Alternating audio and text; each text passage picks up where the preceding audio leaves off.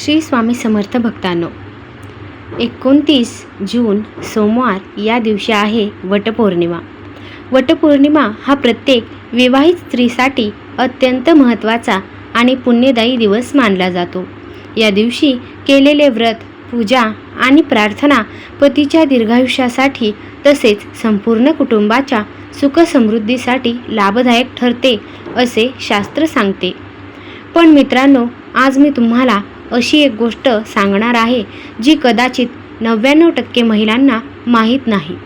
अनेक महिला वटपौर्णिमेचा उपवास करतात, वडाच्या झाडाची पूजा करतात, 7 फेऱ्या मारतात, दोरा बांधतात, पण तरीसुद्धा त्यांना या व्रताचे संपूर्ण पुण्य का मिळत नाही? यामागे एक छोटी पण अत्यंत गंभीर चूक कारणीभूत असते.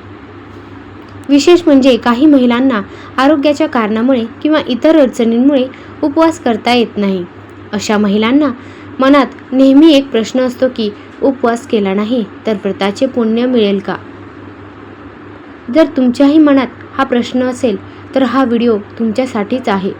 कारण आजच्या या व्हिडिओमध्ये आपण जाणून घेणार आहोत वटपौर्णिमेच्या दिवशी उपवास नसेल केला तर काय करावे, कोणती एक चूक अजिबात करू नये, या दिवशी कोणते कार्य शुभ मानले जाते आणि माता सावित्री तसेच श्री स्वामी समर्थांचा विशेष आशीर्वाद मिळवण्यासाठी कोणता सोपा उपाय करावा.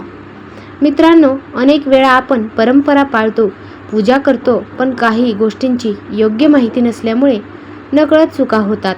त्यामुळे आजचा हा व्हिडिओ शेवटपर्यंत नक्की पहा. कारण मी तुम्हाला असा एक स्वामी समर्थांचा विशेष मंत्र सांगणार आहे, ज्याचा जप केल्याने घरातील नकारात्मकता दूर होऊन सुख, शांती आणि समृद्धीचा आशीर्वाद मिळतो, असे अनेक भक्तांचे अनुभव आहेत. चला तर मग वेळ न घालवता जाणून घेऊया वटपौर्णिमेचे खरे महत्त्व.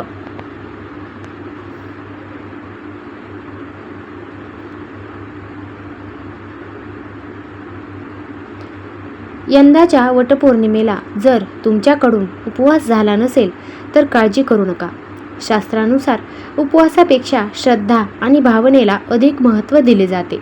परंतु एक अशी चूक आहे जी अनेक महिला नकळत करतात आणि ज्यामुळे वटसावित्री व्रताचे पूर्ण पुण्य मिळत नाही, असे धर्मग्रंथात सांगितले आहे.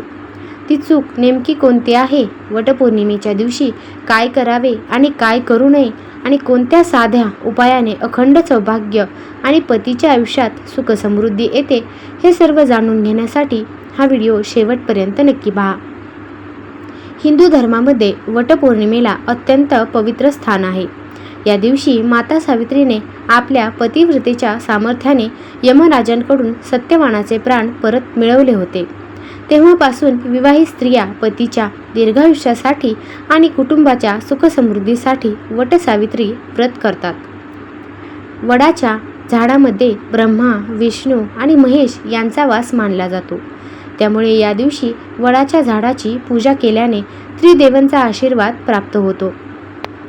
अनेक महिलांना घरातील कामे, आरोग्याच्या समस्या किंवा इतर कारणांमुळे पूर्ण उपवास करणे शक्य होत नाही. धर्मशास्त्र सांगते की उपवास झाला नाही तरी भक्तिभावाने पूजा केल्यास व्रताचे पुण्य मिळते.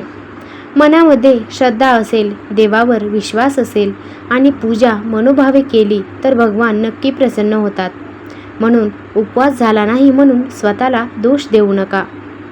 वटपौर्णिमेच्या दिवशी अनेक महिला पूजा करतात, फेऱ्या मारतात, दोरा बांधतात, परंतु पूजा झाल्यानंतर वडाच्या झाडाला नमस्कार न करता किंवा त्याचे महत्त्व न जाणता तिथून निघून जातात.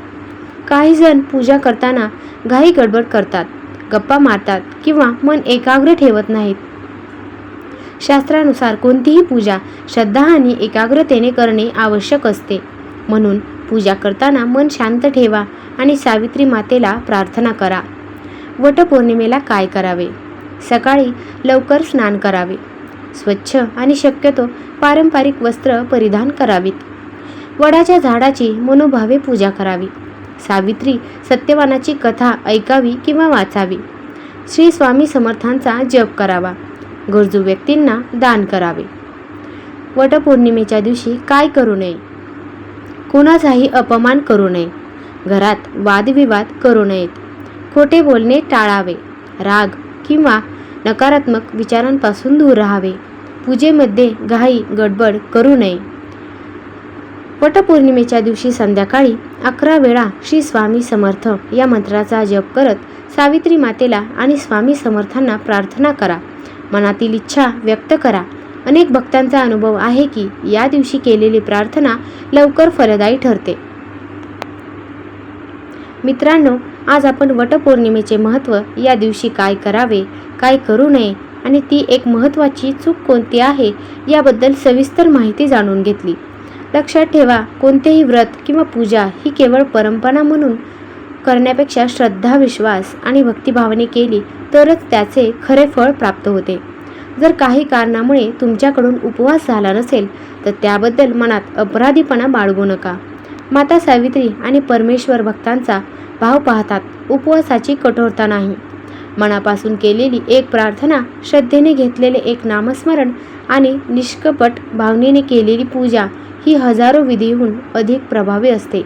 या वटपौर्णिमेच्या दिवशी माता सावित्री, सत्यवान आणि आपल्या लाडक्या श्री स्वामी समर्थ महाराजांच्या चरणी प्रार्थना करा की आपल्या कुटुंबावर, पतीवर, मुलांवर आणि सर्व प्रियजनांवर त्यांची कृपादृष्टी सदैव राहो. आता आपण सर्वजण मिळून एकदा भक्तिभावाने म्हणूया, श्री स्वामी समर्थ, श्री स्वामी समर्थ, जय जय स्वामी समर्थ.